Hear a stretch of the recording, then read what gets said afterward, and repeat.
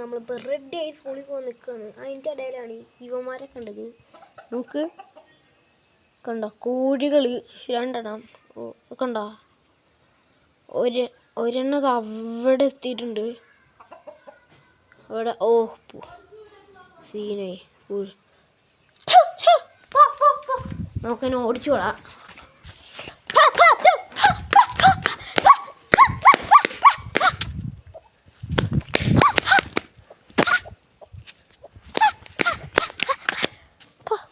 അങ്ങനെ ഓടിച്ചിട്ടുണ്ട് 3 എണ്ണം.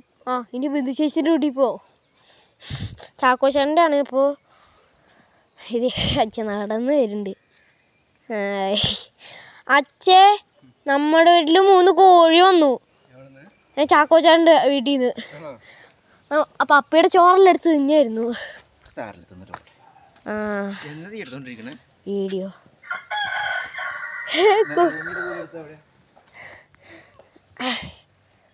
കൂവിക്കോ.